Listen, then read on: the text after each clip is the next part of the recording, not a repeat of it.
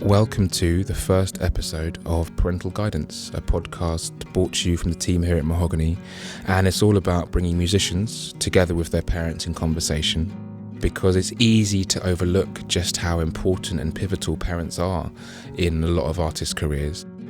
And it's with great pleasure that we have Jack Savoretti joining us for the first episode.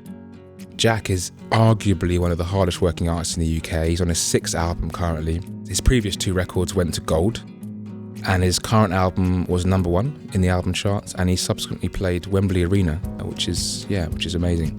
And we joined Jack and his mother Ingrid at his lovely Oxfordshire cottage, and it was fascinating. There was laughter, lots of laughter, and there was tears. I think they both learnt a lot about each other. And so without further ado, here is Jack Savoretti and his mother Ingrid for the Parental Guidance podcast. So here we are.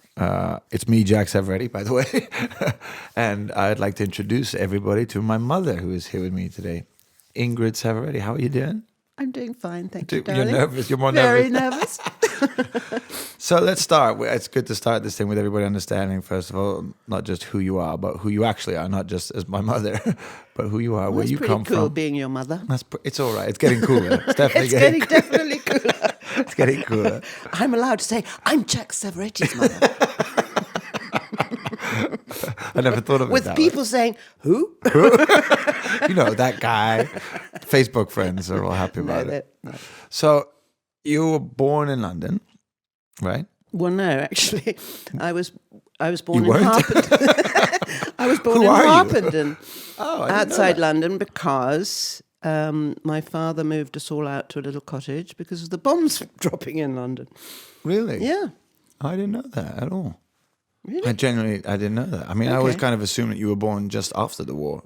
I was, but But- my parents had been in that cottage for quite a while. Oh, wow. Yeah, Bramley Cottage. God, I can remember that. I don't remember the cottage at all because we moved to Courtney Avenue when I was 1. Yes. That's what I've always... Yeah. That's how I've always kind of seen Yeah. your upbringing. Yeah. But your parents were not from London. No, my parents left Germany because of a certain gentleman called Hitler, That old dog. and my father was Jewish, so it wasn't a great place for him to be. And they went to Paris originally, and that didn't work out. I could have been French, but then they came to London. I could have been French. I never looked at it that way either. I could have been French. Actually, probably Well, not, because no. you never would have met Exactly. my dad. Yeah.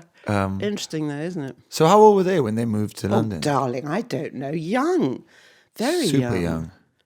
Because Edgar would have had to... Well, Edgar is your father. Mm-hmm. Just to explain, Edgar's your father, who was Jewish, and your mother, Charlotte, Was not Jewish. Was not Jewish. And they... But it was Charlotte's father, it was Granny's father that got them out. No, it was my father's father who got them out. And my mother, not being Jewish, you know, people used to go around in Germany saying, oh, no, they used to see great signposts up saying, Gentile girls don't go out with Jewish boys. And they laughed. They thought it was a joke. And then they realized it wasn't such a joke anymore. And my father's father, my grandfather, who I never met, he died, got them out quickly Wow. with Daddy's mummy. And so when She they also came came in, out. were they set up when they came to England, or were they actually sort of... Did they struggle? He got set up with quite a good job, didn't he? They were very comfortable. Yeah. Not But brilliant. didn't he work with the English army as well as a translator? Yes, he was a translator, because strangely enough, he spoke German. And, in a prisoner of war camp, he was a translator. I've got photos. Do you know where? No. Do you No, know but which... I've got all the photos. Do you remember I showed you a Yeah, couple I'd of be photos? fascinated to know where... Yeah, where yeah. Do you know something? And anybody out there listening, speak to your parents, ask them questions, because there's a lot of stuff I don't know Yeah. that I wish I'd asked, you know. But anyway. They didn't have cool podcasts back then where you could No, ask your parents. we didn't have Google.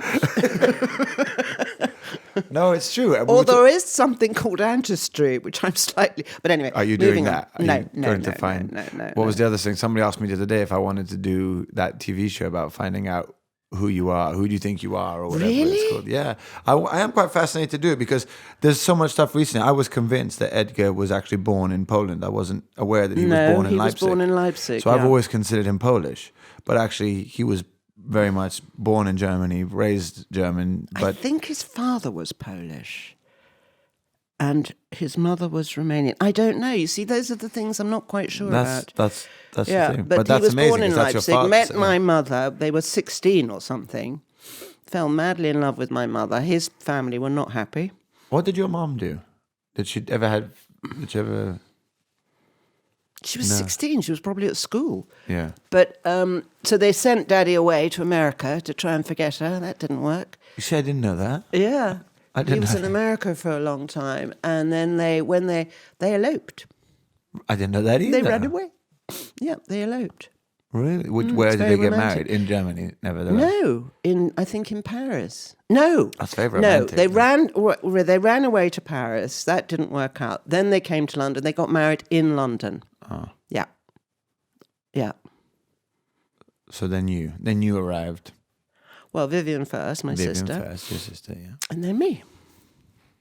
And what years are we thinking? What years Well, are we I don't talking wanna about? t- We don't no, want to no, say that. no, We don't no, have to no, say no. that. Sorry, what a terribly rude Couple of years question. ago. A couple of years ago. The 80s. Who remembers the 80s? I was a very young mother. So it was post-war, so you grew up in post-war London? Yeah. And how was that? Well, ration books. I remember going with my mother to the grocery store because they were called grocery stores in those days in Hampstead. And she had this ration book. It was fascinating. Which, you had to sort of fill out. You were only given a Yeah, certain you were amount only of allowed a tokens. certain amount of stuff. Amazing. Yeah. So you remember that Oh, as a yeah. child? I remember that. I remember the shop. And then that went from being rationed post-war London to suddenly, Boom. boom, the swinging 60s. Yeah, And yeah, I just asked that because I know what I do know about your life is very much around the swinging 60s. I mean, we have the photos to prove it. I've seen the photos to prove it. I've heard the stories to prove it. So I think that's quite a cool, interesting thing to tap into because I know that personally that had a huge influence on me. And then, keeping this on to the idea of music had a huge influence on what I ended up listening to. Well, darling, the house was always full of music. I Yeah, had music exactly. on 24/7. But what was the first music that you... This is interesting. Well, my father played the piano. He used to come home every day and play the piano, which was brilliant. He was very, very talented. And the first LP, and they had lots of 78s, and I used to play 78s. I was like you. I made... Well, we didn't have anything to tape it on, but I used to, if they went out... Do a radio show. Yeah, I did.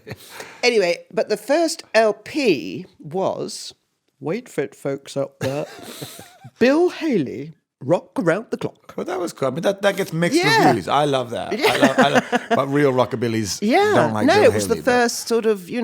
That was rock and roll. It was Rock the and first roll. sort of... it was the first... I always think of it... It was funny. We were watching a film the other day with some friends of mine. And anything based on America in sort of the early 60s and kids is an immediate... For me, immediately I get attracted to it because of all the stories I've heard Well, growing the up. thing from is, darling, that the music in the English music, quote unquote, was pretty dull and boring. We used to listen to, oh God, what was it called? Not Radio Caroline, although that did. Luxembourg, Radio Luxembourg. Yeah. And Wasn't that illegal though? Wasn't that a pirate station? No, that Radio Caroline was the pirate. who I have no idea where Radio Luxembourg, but we suddenly had imagine it all came from these Luxembourg. American music but we never saw the videos of what they looked like or who they were. Now, if you go onto YouTube, you can see them all, and I'm looking at them thinking, what? That's what they look like? Seriously uncool. Well, yeah, but they became the look of cool. It was the first time that music was made for teenagers. I always feel like you guys were the first generation. Yeah. Teenagers didn't exist before your generation. I don't think your father... And do you know how the word teenager, who invented the word teenager? No, some the Americans. brand. The Yeah, Americans. but I know it was definitely... 13, 14. No, I get the concept of teenager. And I get the fact that it came from America. But it was funny because I was saying, going back to that thing, any film I watch from that period, I'm fascinated with because it was really funny. We were talking about it yesterday. Until the 60s, you were sort of a kid till you were 12, and then you got a job. You sort of got dressed up like a little grown up, and you sort of just became a young adult, basically. I mean, people were being married off. Even That's why when Mary Quant came on the scene, if anybody has even heard of her, I haven't. Who's Mary Quant? what? I know the name, but remind me of I'm Mary sure Quant. you haven't. Mary Quant was the first dress designer who invented the miniskirt, if you like, okay, and yeah, make clothes that we all fell in love with. The high boots and the... Well, yeah, and Bieber and all that sort of. I'm getting nostalgic now, and it was a cool time. I lived at home. I lived in. How did your parents react to that? Because you were the first generation where, as teenagers, you had like opinions. You had your own music. Not really. You had your own We fashion. didn't really, it wasn't so much that we had opinions. We just wanted to party and have fun. Well, and okay, but that's what I mean. But that came from a sort of culture that didn't exist 10 Before. years before. No. No, it was a post-war, happened in America. But Absolutely. it definitely was an American, something I think that was For sure. introduced by the Americans. music from America was my music. I loved it. And then the Beatles came along. And But the you were Stones. never a Beatles and Stones No, fan. I wasn't a fan. I was a fan of the Beatles, not so much their music, although now I actually love it. But but they were so cute. No, seriously. And they were the first guys that were interviewed on television, and they were funny, you know, and they didn't They were wear amazing the bow in tie and interviews. The they were hair. really very funny and very endearing, and we all fell in love with them and so on and so forth. And then I started modelling, and that was fun. Yeah, so let's get into that. Oh. So how did you, what was your role in the swinging 60s of London? Oops. Well, I mean, edit it down. I don't got need to know 3 days. I am your No. son. I don't want to know all the information. Well, we were all very lucky. We were all so young, and, you know, I don't know, we were sort of so full of whatever. And it was such a great time to be young. Confidence, or Well, was it this sort of like common insecurity? Naivety in a way. Naiveness, yeah. I think that's It a wasn't good word. really, we weren't sort of, forgive me, we weren't Love Island type people. Do you know what I mean? Yeah. We really weren't. We were very natural. We didn't wear a lot of makeup. Okay, we wore mini skirts, and then we got into hot pants and all that sort of thing. But we weren't. That sounds very Love Island to me. Exactly, No, I know but what it you really mean. wasn't. I know what you mean. I know what you mean. It really Yeah, I know what you mean. I wasn't, know what you you mean. know. It was a bit more natural. You know, we didn't blow our lips up and do all that sort of stuff. We were all very natural and young, and you know, it's incredible because the young people I grew up with, a lot of them became quite famous. But you know, we just didn't Like, sort of. for example? Well, Stephen, you know, Keith Richards, who I met when he was sort of 17, 18, 19, and he'd never left the country. Just a sweet, shy boy. What was that trip? What was that? Well, he was going out with one of my great girlfriends. And what, he just used to be there in the Yeah, corner? he used to sitting in hang the out corner? with us, honestly. I love your And we- story of James Taylor, because I always think about yes, that I growing forgot up. about that. So, yes, I get invited to this party at Peter Asher's apartment. I can't remember who I went with or whatever. And he said, I want you all to listen to this guy. This is really a true story. And we were all sitting on the floor thinking we were really cool. And this gorgeous boy, he was a boy, walked into the room with his guitar and started singing. And Well, so it was like a performance thing. Like, yeah, no, it was like in a room like this. You Yeah. know, we were sitting on the floor sort of thing. It wasn't a gig or anything. He just wanted to. Sure, check out what this guy does. And then we found out that was James Taylor. Do you remember Yeah. what he sang, or do you remember the... No, I don't remember I wasn't that impressed with his singing. But he Wasn't was that into it. gorgeous looking.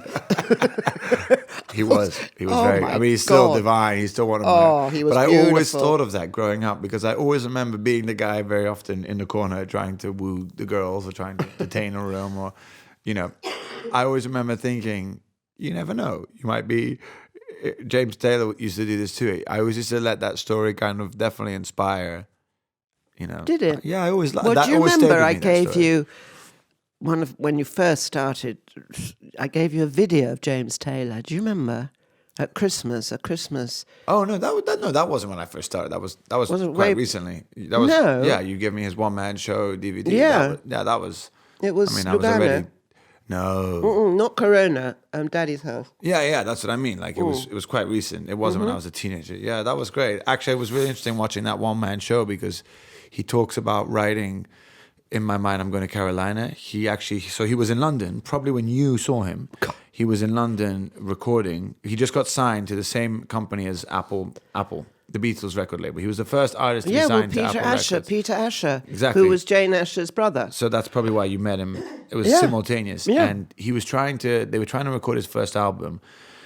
In the meantime, they were trying to get him into Abbey Road, but the Beatles were always working. So he never got studio time. And when he did, it was like sort of in the crazy hours in the morning because the Beatles were working. They were so ruthless with their schedule. Yeah, but I also think he was a bit like you in the beginning. He was sort of very folksy. He was very no, it was just him and a guitar. Him and a Just guitar, him and a which guitar, was his sort first of like album. you.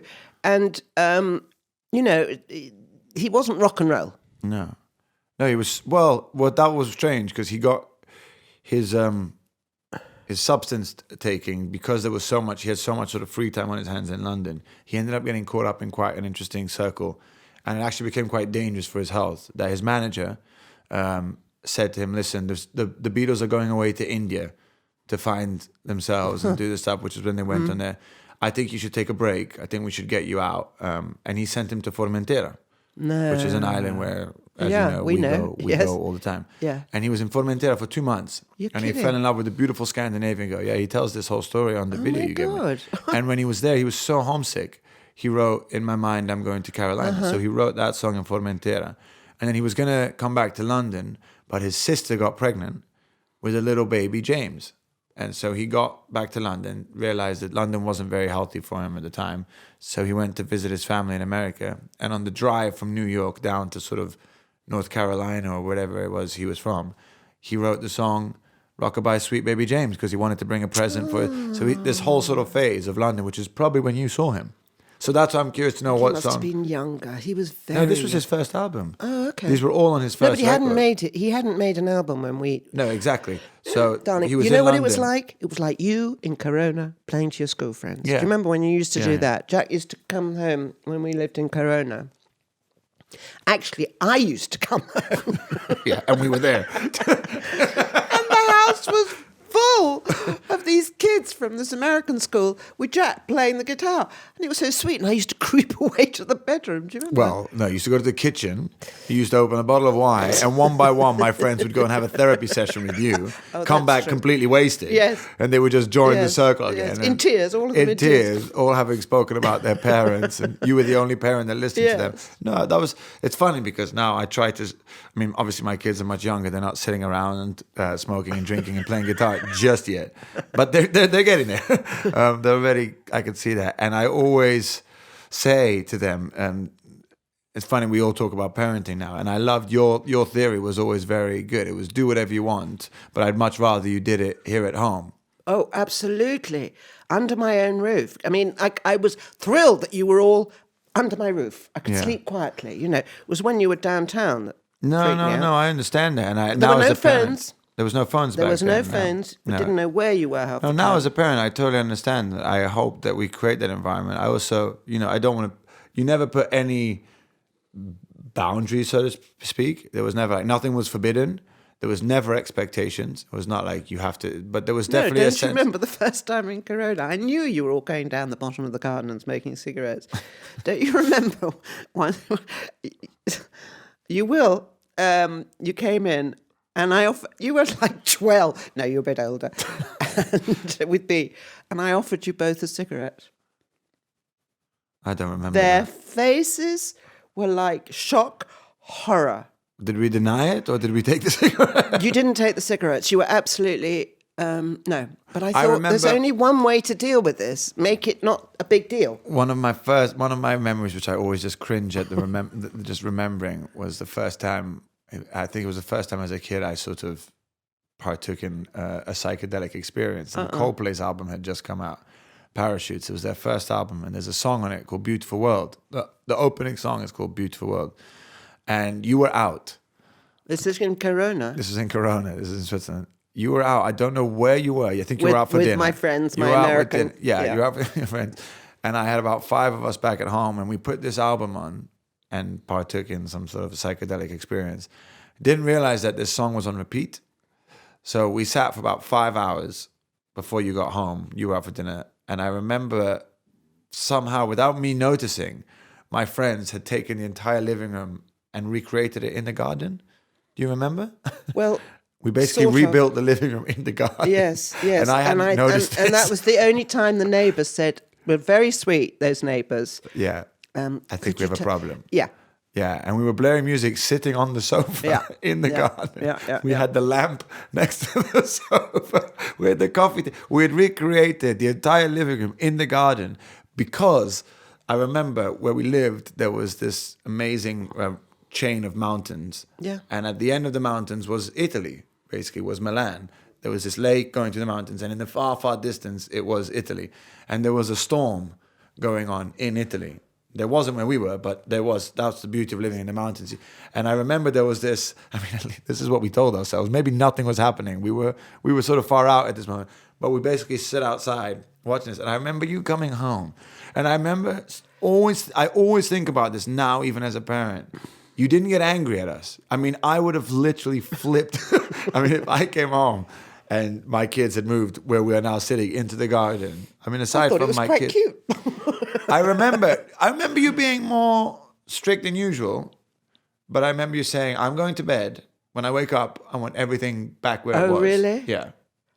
I remember that, and I remember always thinking that was Well, that if was cool. Mikey was there, it No, would have Mikey been... wasn't there. Mikey wasn't there. No, Mikey Because wasn't it would there. have been put back Yeah, beautifully. No, Mikey wasn't there. But so that was the sort of catalyst of all the songwriting stuff. You were always very... No, come on, darling. You wrote poetry, first of all. Not really. You did, and you I got wrote like published. a poem at school. Yeah, but you got published in a book somewhere. I don't know where that is. And you had to read one of your poems at school. You were yay tall. You could hardly look after over You were the... that was like the only time I ever got like a good grade at school, and you were so excited about that one time I got a good grade. It ended up defining the rest of my life, which is something I think about now too. Like I'd never done anything well at school, and I remember exactly the poem too. It was a poem about... Do you remember the leaves? a from carpet the of tree? red leaves. It was Yeah, about autumn. Yeah. It was, Oh, it was God. the first thing. Yeah. And I remember reading it to you in the car on the way to school because I hadn't really finished it. Or I don't think I'd even done it. And on the car, you had said to me, "Have you done your homework?" I might have even just written Oh, it darling, in the car. you never had homework. No, I never had homework. I was like, "What are you talking about?" I was the only kid that never had homework. Never. Yeah, but you didn't exactly question me that hard. You were like, "Do you have homework?" I was like, "No." You're like, "Cool. Should we watch Friends?" I was like, "Yeah, let's watch Friends." I didn't exactly have to argue with you. I was like, "No, trust me, I'm good." Oh, I was a rotten mother. No, you were a great mother. You were a rotten... you did- Funnily enough, you ended up being a teacher, which is so funny. Yes. Because that was the one... you didn't exactly give much, I wouldn't say respect, much importance to my academic. No. You were an amazing mother. You No, still are I an didn't amazing because mother. I wasn't academic. So I thought, how can I possibly have children that are going to be Well, academic? it's weird because I have that thing too. I'm still... But I feel like Connie, my daughter, is very academic. The thing was, you weren't interested.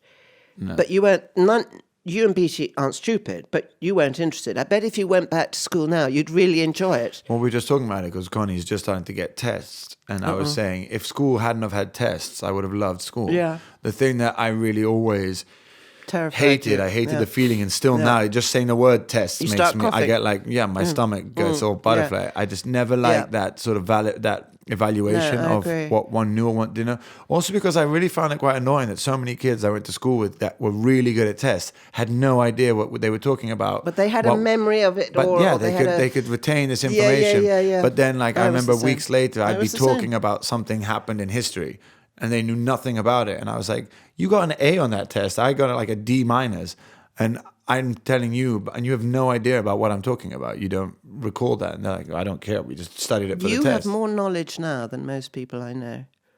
I don't know where That you says get a it lot from. about the people you know. This is true. That's what happens when you spend too much time on Facebook. No, I don't. I watch a lot of television. No. No, but that was definitely okay. So the poetry was the catalyst. Of course it was. you. And then it was you saying, what did I say? Yeah, it was you saying, "Put it to music." Who gave us that guitar? There was a guitar in the house. You say it was Granny Charlotte. I don't think it was. No. Was it? Well, Granny Charlotte, weirdly enough, Gave me a gave you a guitar. big guitar in Foskett Road. You were about 4 years old. I know, but I think How weird is that? Was that still the same guitar? It was like covered with spider webs. Maybe we and- would have taken it with us. Maybe. I never knew who gave us that Okay, guitar. do you remember the drums? I remember the drums. So that was your first love. You could play the drums. I mean, nobody taught you how to play the drums. You could play the drums. So you wanted drums. So Daddy said, okay. And we bought you these. Well, he bought you the drums. Drum kit, so it was down in the cellar. Do you remember? Well, you didn't want to be down in the cellar. I was terrified. I was like, this sucks. I don't want to go down to the basement by myself. The drums. But then I thought, a guitar. Put it to music with a guitar. Well, it was that combination. It was a combination of you saying that, and it was a combination of all my friends played guitar, and they used to take forever. Pull some girls. Well, no, not that. Yeah, it helped with the ladies. No, but I used to get so bored because I was the drummer in every band in the school. Yeah. And I remember just sitting there waiting for everybody to tune their guitars, to learn the song, to play it together. And I used to go for these sort of, come and play with the band. And I used to spend 2 hours just sitting there holding my sticks, watching people and thinking, this sucks. This was okay. But now I'm going to tell you something. So when you came home from school, you didn't go and watch the television. There were no boxes to play with. You got your guitar out and you said, Mummy, can you listen to a new song? I thought, oh, God, another one? You sound like my wife. You sound like Gemma. Well, She's like, yes, I've heard it. You've been writing it in the house. So then you started taping your songs. Do you remember that? And you made some really good tapes of your songs. And I thought, okay, I'm your mother. Of course I'm going to think you're brilliant. I thought somebody else has got... not all mothers do. You don't. I did. I thought they were pretty cool. I know you did. If I turned the tap on you, thought I was Jesus for making water. You've never been short of giving me confidence. True. But anyway, that's something. No, but the thing is, you had this, this American school, you had these counselors, they were called, which now they call... something else. No, it was an advisor. He was called advisor. Yeah. Mr. Dershman. And so one time, yes, you also got a name. That was also the thought. We went to a school that really encouraged creativity. Oh, God. Yeah. Yes. And so I dropped you at school and he was there. And I said, look, just do me a favor. Can you just listen to this? Don't tell Jack. Please don't tell Jack. Just listen to it because I can't figure out if it's good or bad. Or he said, sure. And you came home that day when I fetched you. I said, you said, Mummy, it's really strange. Mr. Dershman wants me to bring in my guitar. Yeah, he wants me to perform at the arts festival. Well, no, he heard you first, and then he asked me to bring my guitar into the photo lab. Yeah, and he asked me to play him a song. Yeah, I did. Yeah, and I never questioned why he knew. I never questioned. I mean, I remember finding out quite quickly because you laughed and said, I get from a tape. And then I got angry and all that. But I never questioned. But then you... so you had your guitar, and then he wanted you to play in this great festival of Tasses. And you didn't want to be there on your own. Yeah. So you formed a little band. Well, that was just my way of. That was because I was a coward. It was brilliant. Yeah, that was when I learned that I was a coward, and that's also when I learned I never wanted to have a band because I was quite selfish when it came to. What was Mrs. Fleming's daughter called? Mrs. Eshelman. And you sang that song. And here's to you, Mrs. Eshelman. I did a cover of Mrs. Robinson, not really understanding the innuendo. No, quite. But I remember one of the teachers just absolutely wetting themselves with laughter. Yeah. And I only realized later on in life why. But even at this stage, I didn't think this was going to be his career. Yeah, but I didn't think it was. To be honest, until 2 weeks ago, I didn't think. No, I still question if this is my career. Exactly. This was the first sort of affirmation we've really ever had. Well, you could always be a disc jockey. That's my true calling. He's always been Michael Ball. He's doing a radio show. Yeah, he's done both. He's a disc jockey and he's had a number one record. Yeah. He's outdone me. Yeah. No, I remember always making you. I remember that's where my real passion came in. So there was two things. There was one with the poetry thing and you writing. But even then, I remember kind of liking it, but I didn't really have many references. And I have to say, I've got to give a lot of credit. Of course you didn't. You were 15, 16 years old. No, I know. All I'd listened to up until then was sort of, it was just fun music for parties. It was Now compilations and stuff like that, different compilations. Well, you listened to a lot of In My Car. Afterwards, yeah, exactly. No, you and Pups have always had strong stuff. But I remember it was a cassette that Daddy made me for my 16th birthday called Forever Young. And I remember that to give credit where credit's due, I remember that being a real catalyst. He introduced me to Joan Baez, things that not many kids my age had heard. And that was definitely a big game change. I mean, that's when I became obsessed with with songwriters and stuff. And that's when I started acknowledging more music that But you were darling, listening to. be honest with me. Didn't you love sitting in Corona entertaining your friends? You loved it. No, of course I did. I still love it. Do you know what I mean? But so it came so naturally to you. I mean, Yeah. there's not many people that would be able to even do that. But I never thought of it at the time. no, I mean, I never thought, still, oh my God, this is his new career. No, never. No way. No, never. But me neither. You were going to be a scholar. Or a doctor. in Asian literature. Yeah, that was never really on the cards. No, I wanted to study film. I thought I was a really good photographer. Oh, yeah. That was my thing. Well, you were, I actually. was okay. I wasn't that You got good. an A. Yeah, but that's Well, because he Mr. was- Dershman yeah. liked me. But Yeah. that was not for no reason. But I remember having the reality check of a university. That was a real thing. Going to our college counselor, because the American school has these college counselors where you sit with the college counselor and they tell you you're realistic. It's where dreams are made and dreams are crushed. Remind me of something. I want to say something, though. Let me just... Do you remember... So both you and BT, you went for a special test in Milan to find out what was the problem. No, I didn't Do you do it in remember? Yes. Milan. No, you did I it did in it in- Switzerland. yeah. You did it in Switzerland. And this woman wrote, and I've still got it. I've got it in a I can show you. And she said, you are phenomenally creative. Yeah, but she also said that I was very good at math, and that was absolutely No, nonsense. she didn't say you were very good at anything. She just said you were... One of the things she said was you were phenomenally creative. But even as I read it then, I thought, what? Whatever. So overrated. Yeah, I don't know. But anyway, Of as it creative turned work. out, she was absolutely right. She got it spot on. Because, darling, it's not easy what you do. Well, no, but aside from that, I don't think it's not hard either. So there's It can't be that easy to write a song. I couldn't do it. Could you do it? I think No. I was actually reading an article recently about somebody trying to demysticize, is that the word? The art of songwriting, and he called it. He said it's like fishing. You throw a hook and you wait for something to grab you. I totally agree with that. I think it's whether you want to do it or not is what differentiates people, is whether you can be bothered to do it or you have that need to do it. Darling. I think I've literally sat in this very room and I've turned, a shipbroker and an economist, and I've made them into songwriters. We've sat and written songs. I've sort of tried to prove this point where if you actually... You mean anyone can do it? I don't No, I don't agree. think I think anyone can do it. I don't think anyone wants to do it. I think that want to write a song, that need to write a song, that sort of obsessive nature of finishing a song, not just coming up with an idea for a song. I think that is different. That is something that is due to... That is quite...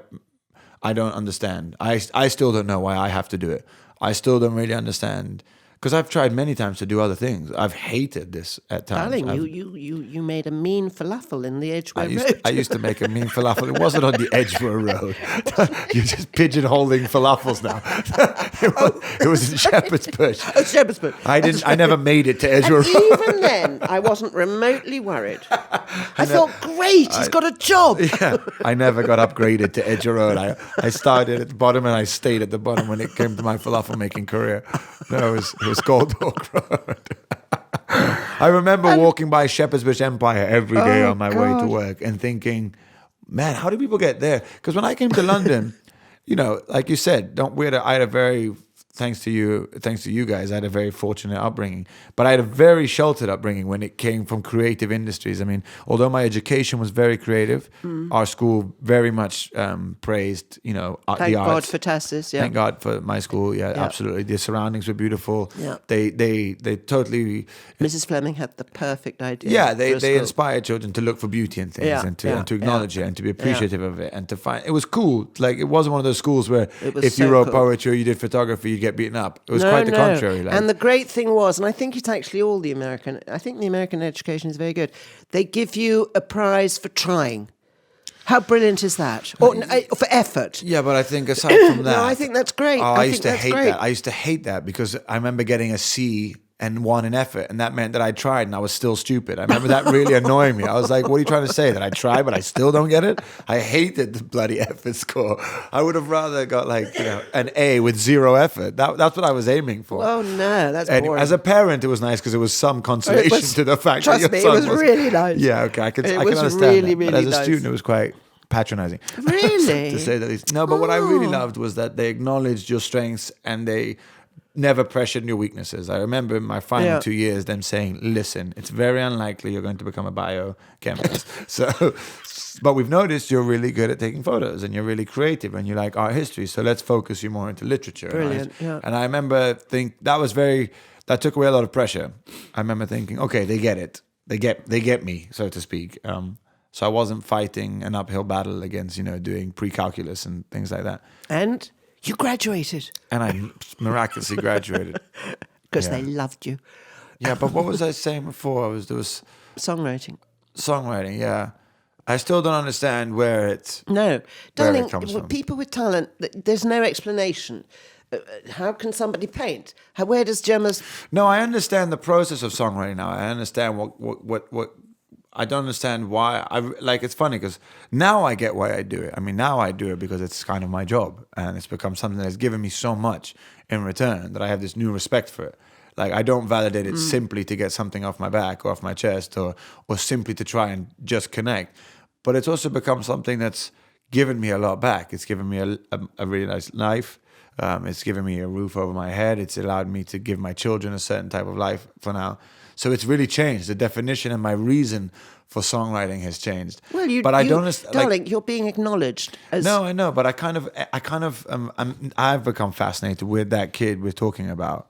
Why did I come home and write the song? I have no idea. That really baffles me. I mean, why did Daddy come home and sit down at the piano every time he came home? It's what he wanted to do. Your father, you mean? Yeah. 'Cause my dad never did that. My daddy. Not your daddy, like, my daddy. Why did he do that? Why did I want to be a model? How vain of me to even think that I could be a model. Do you know what I mean? Yeah, well, I question that with myself as well. There's a huge amount of ego that has to do with this. Yeah. There's a difference, It must be fabulous to stand on stage and have everybody cheer. It's got to be the best but even feeling. if they don't cheer, because they don't cheer for a long time. There's many years of no cheering before they cheer. So they were never there. They were never there. There was nobody there. And even if it was 2 people, trust me, that cheer was not enough for my ego. It takes a lot more. No, it was more there's a very interesting feeling when you write a song where you feel like you're kind of manipulating reality and it's on your terms. And I remember what poetry showed me. My problem with school was always that you were either right or you were wrong. And I was very rarely right. And that really bugged me because I was like, my answer was always, well, says who? Says who that 2 and 2 is 4? Says who that, it really frustrated me. And even if there was an answer, well, that's who says it. It was never really good enough for me because I never felt like it was mine. I never felt ownership of it. I felt like I was just being given a lot of information that wasn't anything to do with me. And poetry was the first time I felt real ownership. I'm right there with you. I understand completely what you're saying. Yes, it does. Even with an essay, I remember, even though I loved writing, I hated essays because I was like, this has nothing to do with me. It was constricting. This is me using other people's ideas to prove a point that I actually don't care about. You've just asked me to prove. Yeah. So why am I even doing this? What is the point of learning how to do this? Whereas poetry was just this it was the first time I felt like I'd been given clay. You could say what you wanted to say. Yeah, but even if I didn't want to say it, it was just, I could say what I don't know. It was as if somebody gave me a block of clay and it was sort of do what you want with it. But that clay was just, I guess, manipulating a sense of reality. Said because Jack, for his graduation, they choose 6 people to make a speech at graduation. And amazingly, they chose Jack. No, the students, my Jack friends, came to me and he said, Mummy, I can't make a speech, but do you think I can sing it? And I went, well, I don't know. Ask Mr. Frost, your wonderful headmaster. Mr. Frost, I mean, what a great name for a headmaster. Well, he was so cool. And he was great, but we he was had pretty cold too. We had a love-hate relationship. Yeah, but me anyway. too. But anyway, but he was great. was so good. He helped me so much. Absolutely. Because I was, And anyway, you went to Mr. Frost, right? And he must have been like, what? No, And he loved it. He loved it. No, but They were cool. That was how And that's so called. Jack, all the others did these frightfully marvelous speeches and everything. And Jack got up with his guitar and he sang a song all about his teachers. I think it was about 7 minutes long. It was like Bohemian It was Rhapsody. such a shame that was never videoed. Somebody's got it. No, Somebody's got no, I think unfortunately not. I don't Vanessa think so. Salvi had it, and I think she actually gave it to me on a video once. but Oh, God what a knows. shame. But anyway, Fafi, he said to me, he's a natural lyricist. Well, but aside from that, I And remember he that. was 17, 18. But I remember using music to learn Shakespeare. I Oh my remember when God. we had to learn. I mean, I don't remember. I'm not going to put myself on the spot now. No quoting. But I remember we had to learn a monologue, Yeah, a of Shakespeare course. monologue, and I learned Puck of Midsummer's Night Dream. Okay. If we shadows have offended, Oh, yeah. think but this and all is Now, mended. wait, didn't you sing? Yeah, exactly. So I couldn't memorize it. I tried, I couldn't do it. And I remember you said to me, I'm pretty sure it was you, who said, "Why don't you try singing it and see if it helps you to remember it?" And it actually became a really cool song. I actually heard it the other day. Recently, we found it on some really weird mix CD that I found of like these demos of mine when I was back at school. And there was this. I wish we had still cassette players because they're all on cassette. No, I put I've a lot sti- of them on CDs. Oh, did My you? friend, I had a friend at school who put a lot of them on CDs. I mean, if you think of Gypsy Love, that'll... Oh! Oh, sorry. Pause. The dogs have just invaded. Invasion of the dogs. Guys, out. Let me get the dogs out. They can open it up. Yeah, okay. Well, so, Shakespeare singing to yeah, Shakespeare. singing Shakespeare. Actually, it was quite But funny what was- because what- I had what to do was- that again recently. Yes, I know. For the- Which was fantastic. What are they called? Oh, my God. I can't remember. Some Olivia Awards. The Olivia Awards. Thank you. Yeah, the Olivia Awards. I did, which actually I copied. Oh, my goodness. What's his name from Roxy Music? Can't help you there, darling. Brian Ferry. Yeah, sorry. It was Brian Ferry. Brian Ferry. Yeah, Brian God. Ferry actually did this. God, Did he? Yeah, Brian Ferry. Sonnet. Oh my gosh, I can't It remember. was fabulous. Yeah, that was a terrible performance. I was so scared. I'm sure. Judi Dench. It was at the. I can't remember what theatre. It's not. It wasn't the No, Palladium. it was pretty cool theatre. It was some Yeah, it wasn't the the Palladium. Old It was Vic or something like that. No, maybe the Royal Opera House or something. Something maybe. quite Yeah, intense in the yeah. middle of London. I want to say the Royal Opera House, maybe. And it was just a room filled with thespians and musical and theatre and real sort of Terrifying. Yeah, the complete opposite of what I am.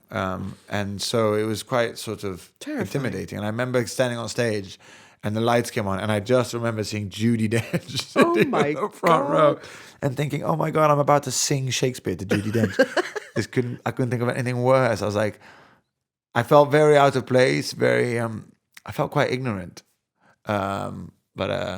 But anyway, I managed to pull it off to some extent, but it wasn't a great performance. I actually, again, that's another one that somebody sent me recently, or somebody on Instagram, one of our fan club posted it on Instagram quite recently, and I remember just sitting, looking at it, quite clenching my teeth. But yeah, that was sort of how music always. It was always an assistant. It always helped. It Yeah. always kind of had Yeah. that feel to it, which. Well, I couldn't live without music. I mean, I have the radio. We The never first had thing, music was always on in the house. always. My Always. earliest memory is listening to Radio 2 in Foskett Road in Fulham. Yeah. The smell of burnt toast. You downstairs in a foul mood because let's just say darling, you're not a that's morning person. and the sound of Terry Wogan putting on great music because Terry put on great music. Darling Terry. Yeah, and so it was quite funny because I remember being so excited. I didn't know all the thing when I moved to England about what was cool, what radio stations were cool, what was because I hadn't lived here. When the music thing started, we just got back to London. I had just arrived back to London, so I really knew nothing about English culture. We didn't even know. Oh, we did know Friends. We used to No, we watch knew Friends, but that wasn't English. That was, No, but what I'm I saying went is- to an American school, so I knew everything about American culture, American music, American whatever. But then when you went to America, you found it very different, didn't you? Well, that's because it was a strange time. I went. It was a strange time, but also it wasn't Tass's. You know, I think- loved America, and I still have such. I mean, until recently, I felt more at home in America than I did in England. Until very recently, until having children and settling down and actually leaving London, because in London, London isn't England. London is London. And I was always very proud of being a Londoner. But whenever I left London, and I've toured England for the last 12 years, Yeah. I mean, up and down, I've been to parts of the country that I've seen England. I did not relate. I didn't feel English. I didn't understand it. Whereas in America, to be fair, I haven't been to sort of I haven't been to everywhere in America. But whenever I do go to America, when I'm with Americans, I feel very much at home. I get the found humor. that too, because, darling, you've got to understand, with my background, I didn't feel English either. Yeah, I guess that's also You know, a big part because of it, with foreign parents, you know, I was the strange one. I said certain words differently. I said mayonnaise instead of I said mayonnaise. Instead of mayonnaise, and there were, you know, and everybody would laugh at me, seriously. Yeah. You know, so I never felt and so it was sort of inevitable. that's why I I loved married an Italian. Yeah, but that's why I love London, because London never made you feel, are you English enough or are you not English enough? Funny enough, since I moved out here to the countryside, You became very Italian. I became very Italian. I'm the only Italian in the village. Yeah. I mean, I remember the first week being here and a lady talking to me slowly. Hello, Jack. How are you? In Is case you everything didn't okay? understand. In case I didn't understand. Oh, And I sweet. remember being like, wow. I'm born in Parsons Green. I mean, I'm English, but still, to this day, that used to really frustrate me. If I'm honest, it used to irritate me. I was born in England. I have an English passport, but I sound American when I speak because I was educated by Americans. My last name sounds like an ice cream. You know, A waiter. it sounds like an ice cream. Oh, yeah, I sound very Italian. But what my father always used to say, there's nothing better than a cocktail. No, and I'm all for that. Now I love it. Don't, God forbid. But it was funny because in the music industry, it was a bummer. It was a real pain in the ass sometimes. You used to tell me that. I mean, I remember they wanted to change your name or something. Two big executives tried to change my name. I mean, Incredible. they were probably right. My life would have probably been a lot easier had I changed my name. But I would have no. But I never did. But Thank I God understand. you didn't change your name. No, now thank God, because I've understood Even how then, to. it's like asking Barbara Streisand to have a nose job, which they did, and she didn't do it. I love how you just threw that into that anecdote. That was the best anecdote you could have possibly thrown into that. It's like asking Barbara Streisand to have a nose job. Well, yeah, that's I'm what they going did. to use that now for everything I disagree with. That's what they did. They tried to get her to do to have a nose job, and David Bailey, that you guys wouldn't have even heard of. Yeah, of course, the photographer. He said to me, because I had dinner with him, because I was going out with this great friend of his, and he said, dye your eyebrows. They're too black for your hair. Well, Cara Delevingne would have proved him wrong with that one. Exactly. I didn't do it. But it was like, oh, Jeez. you know, yeah. Yeah, no, differences, I've learned that differences are what make you unique, and what makes you unique is Yeah, going to make you connect, exactly.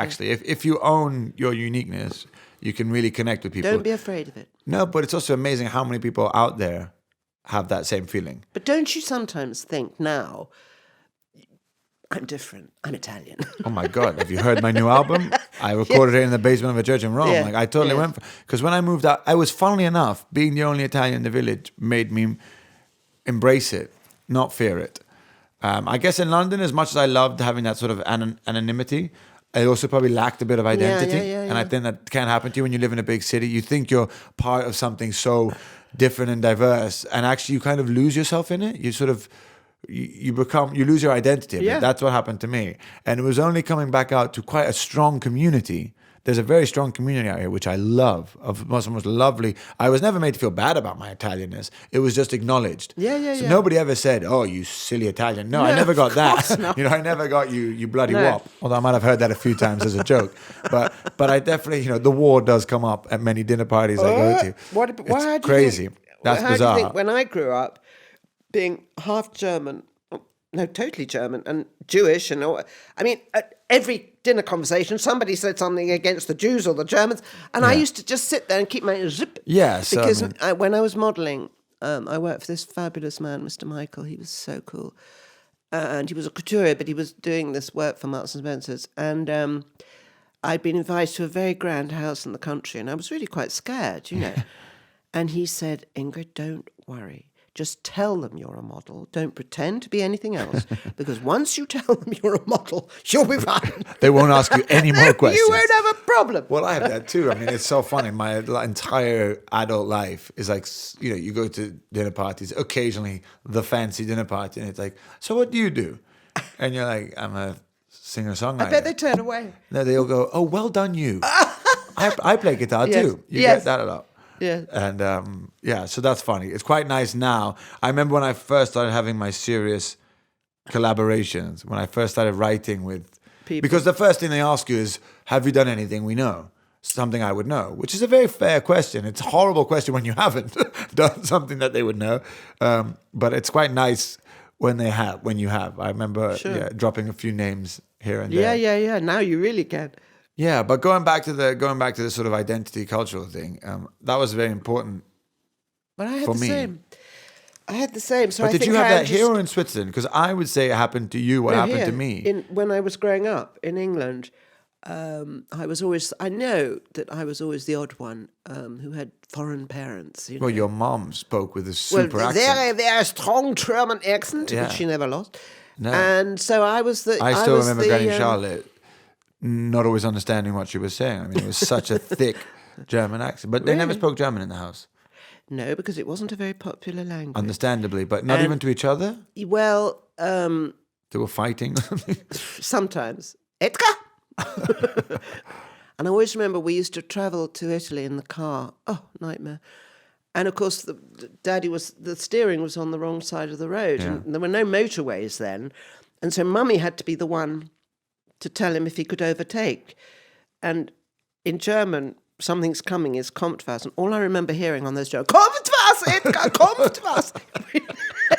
And he began to not trust her, you know, because she was like me in the car. Yeah. So he paid Terrified. no attention. Oh, God, those trips. I remember we got to Marble Arch and I said to my poor father, are we nearly there? We were travelling to Italy.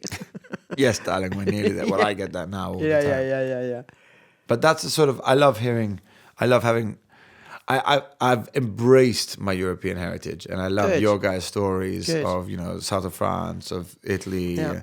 and even from my dad's point of Of view, course. all that. I've really actually grown to be much more fascinated with it. Because Yeah. fun enough, growing up in an American school, I kind of created this almost illusion that I was American, Yeah, because I yeah. grew up listening to American music. All the films I grew up on, Yeah. all my friends were American. All Well, I the think stuff I BG, related your to. sister, I think it was a bit the same for her. Yeah, but everything I could relate to.